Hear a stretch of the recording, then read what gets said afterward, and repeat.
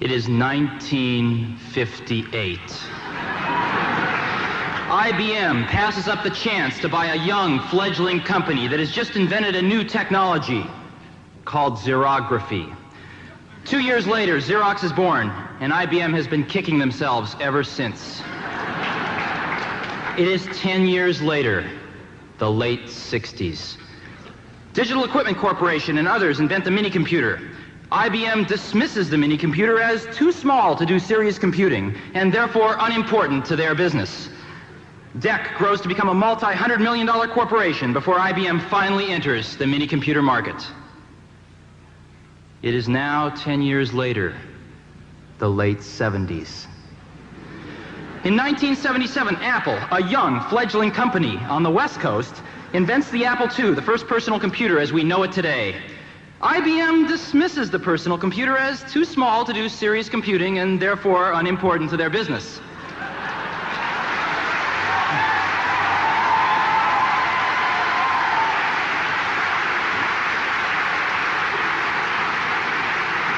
The early 1980s. 1981. Apple II has become the world's most popular computer, and Apple has grown to a $300 million corporation, becoming the fastest growing company in American business history. With over 50 companies vying for a share, IBM enters the personal computer market in November of 1981 with the IBM PC. 1983. Apple and IBM emerge as the industry's strongest competitors, each selling approximately $1 billion worth of personal computers in 1983.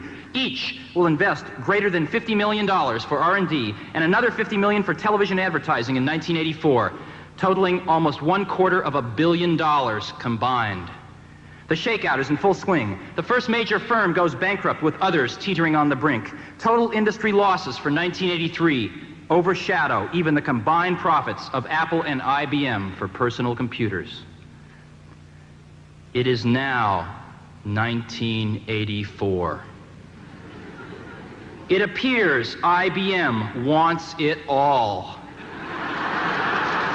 Apple is perceived to be the only hope to offer IBM a run for its money. Dealers, initially welcoming IBM with open arms, now fear an IBM-dominated and controlled future. They are increasingly turning back to Apple as the only force that can ensure their future freedom.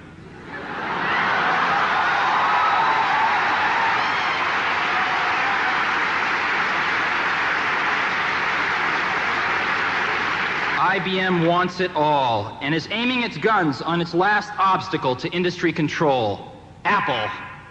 Will Big Blue dominate the entire computer industry? The entire information age?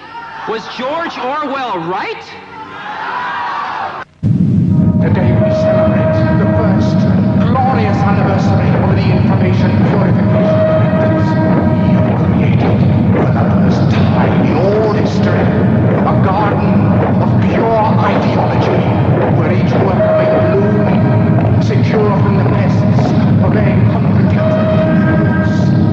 Our unification of the rules is more powerful a weapon than any fleet or army on earth. We are one people, with one will, one resolve, one cause. Our enemies shall talk themselves to death, and we will bury them with their own confusion. We shall prevail. On January 24th, Apple Computer will introduce Macintosh. And you'll see why 1984 won't be like 1984.